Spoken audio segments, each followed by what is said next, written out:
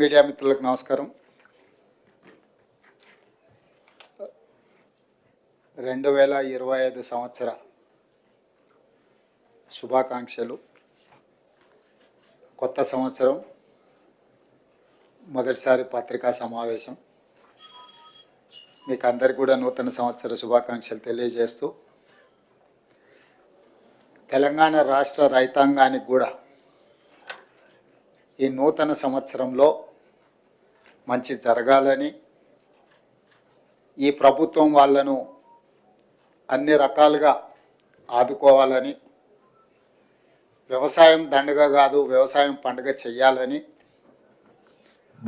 మా ప్రభుత్వం పట్టుదలతో చేపట్టిన కార్యక్రమాలలో భాగంగా రైతు భరోసాకు సంబంధించి శాయశక్తుల ప్రతిపక్షాల నుంచి మొదలు పెడితే పత్రికల ప్రసార సాధనాల వరకు ఊహాగానాలు చేయడం, ఉన్నవి లేనివి ప్రభుత్వ నిర్ణయాలని మీకు మీరే ప్రకటించి రైతులలో గందరగోళాన్ని సృష్టిస్తున్నారు. కాబట్టి ఆ గందరగోళాన్ని దూరం చేస్తూ రైతులకు ఒక శుభవార్త వినిపించాలని ఈ మంత్రివర్గ సమావేశంలో సహచరులందరి సూచనల మేరకు ఈరోజు నిర్ణయం తీసుకోవడం జరిగింది. రైతు భరోసా కార్యక్రమంలో భాగంగా వ్యవసాయ యోగ్యమైన భూములన్నింటికి రైతు భరోసా పథకం కింద నిధులను ఇవ్వడం జరుగుతుంది. గత ప్రభుత్వం రైతు బంధు పథకంలో భాగంగా సంవత్సరానికి 10,000 ఇస్తే, మా ప్రభుత్వం ప్రజాపాలనలో రైతులందరికీ సంవత్సరానికి 12,000 రూపాయలు ఇవ్వాలని నిర్ణయం తీసుకున్నది. అదేవిధంగా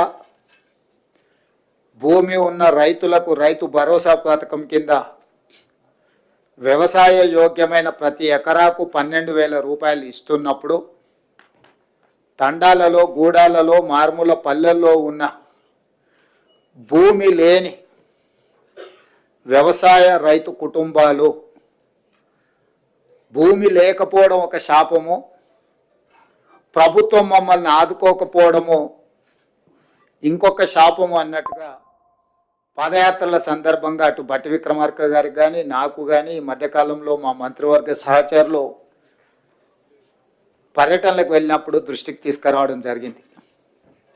అందుకే మా ప్రభుత్వం భూమి లేని వ్యవసాయ కుటుంబాలకు ప్రతి సంవత్సరానికి 12,000 రూపాయలు వాళ్ళకు కూడా ఇవ్వాలి, వాళ్ళు కూడా మన సమాజంలో మనలో భాగమే అని గుర్తించి ఈ పథకాన్ని అమలు చేయాలని నిర్ణయం తీసుకున్నది. ఈ పథకానికి ఇందిరమ్మ ఆత్మీయ భరోసా పథకం అని చెప్పి నామకరణం చేయడం జరిగింది.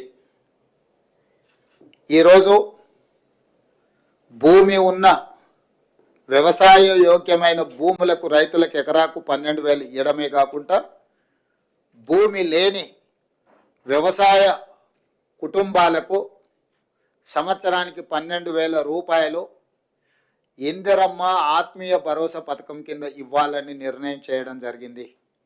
ఇదే కాకుండా చాలా సంవత్సరాల నుంచి రేషన్ కార్డుల సమస్య పేదవాళ్ళను పట్టి పీడిస్తుంది. అందుకే రేషన్ కార్డు లేని అందరికీ నూతన రేషన్ కార్డులు ఇవ్వాలని కూడా ఈ మంత్రివర్గ సమావేశంలో నిర్ణయం తీసుకోవడం జరిగింది. కాబట్టి ఈ అన్ని పథకాలు జనవరి 26, 2025 నుండి ప్రారంభం కాబోతున్నాయి. జనవరి 26, 2025కు ఒక ప్రత్యేకత ఉన్నది. మన రాజ్యాంగం అమలు జరిగి డాక్టర్ బాబాసాహెబ్ అంబేద్కర్ గారు మన రాజ్యాంగాన్ని ప్రసాదించి అమలు చేయబట్టి 75 సంవత్సరాలు పూర్తి చేసుకుంటున్న సందర్భంగా జనవరి 26, 2025 నుంచి పథకాలను అన్నింటిని కూడా అమలు చేయాలి అని చెప్పి మా ప్రభుత్వం నిర్ణయం తీసుకున్నది. అదేవిధంగా వ్యవసాయ యోగ్యం కాని భూములు అంటే రాళ్ళు, రప్పలు, గుట్టలు రోడ్లలో పోయిన వాటికి లేదా మైనింగ్ చేస్తున్న భూములకు లేదా నాలా కన్వర్షన్, రియల్ ఎస్టేట్ వెంచర్లు, పరిశ్రమలకు తీసుకున్న భూములు, అదేవిధంగా రైతుల నుంచి ప్రభుత్వం సేకరించిన భూములకు రైతు భరోసా వర్తింపజేయము. ఎలాంటి గందరగోళం ఉండాల్సిన పని లేదు.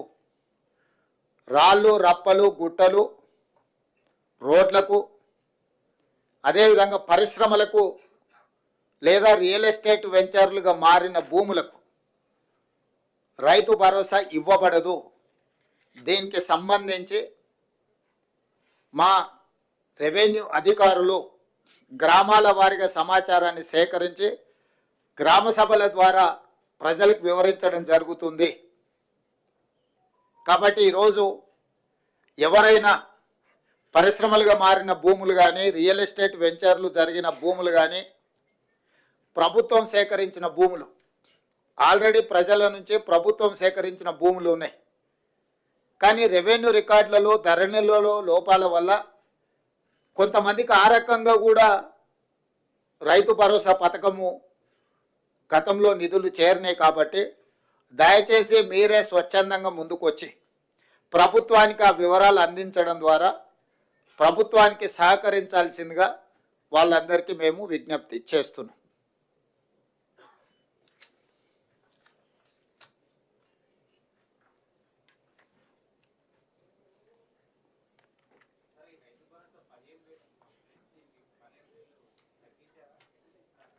పెంచినాం, 10,000 నుంచి 12,000కు పెంచినాం.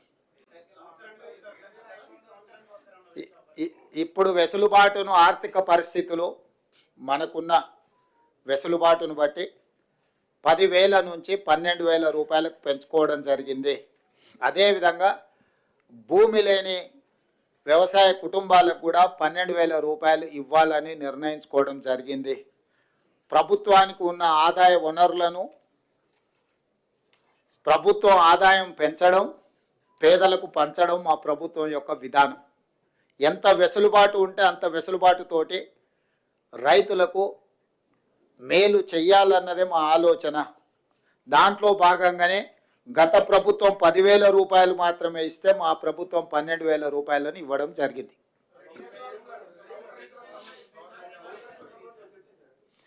ఆ విషయాల మీద గతంలో చాలా చర్చలు జరిగినాయి.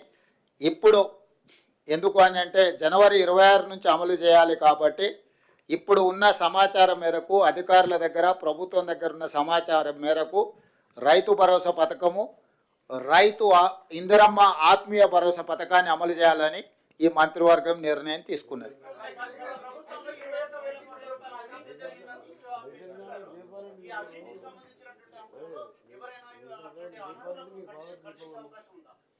ఇప్పుడు గతంలో ఏం జరిగిందో దాని వెనక్కి వెళ్తే కేసీఆర్ కుటుంబము 1000 సంవత్సరాలు జైలు శిక్ష అనుభవించాల్సి వస్తుంది. కాబట్టి వాటికంటే భవిష్యత్తులో తప్పిదాలు జరగకుండా నిజమైన రైతులకు మేలు చేయాలన్నదే మా ప్రభుత్వం యొక్క విధానము. కాబట్టి ఈరోజు ఒక మంచి నిర్ణయం ఈ మంత్రివర్గ సమావేశంలో తీసుకున్నాం. కాబట్టి మీడియా మిత్రులకు కూడా నా సూచన, అనవసరమైన అంశాలు, అనవసరమైన వివాదాలకు తావియ్యకండి. స్పష్టంగా మళ్ళీ నేను చెప్తున్నా, వ్యవసాయ యోగ్యమైన ప్రతి ఎకరాకు రైతు భరోసా వస్తుంది. ప్రతి ఎకరాకు సంవత్సరానికి 12,000 రూపాయలు ఇవ్వడం జరుగుతుంది. భూమి లేని వ్యవసాయ రైతు కుటుంబాలకు సంవత్సరానికి 12,000 రూపాయలు నగదు ఇవ్వడం జరుగుతుంది. ఆ పథకం పేరు ఇందిరమ్మ ఆత్మీయ భరోసా. రేషన్ కార్డులు జనవరి 26 నుంచి రేషన్ కార్డులు లేని వాళ్లకు రేషన్ కార్డులు ఇవ్వడం జరుగుతుంది. 3 అంశాల మీద ఈ మంత్రివర్గంలో సానుకూలమైన, ప్రజలకు ప్రయోజనం చేకూర్చే నిర్ణయాలు తీసుకున్నాము. మీడియా మిత్రులు ఈ 3 అంశాలను ప్రజలకు చేరవేయాల్సిందిగా కోరుకుంటూ మీ అందరి దగ్గర సెలవు తీసుకుంటున్నాను.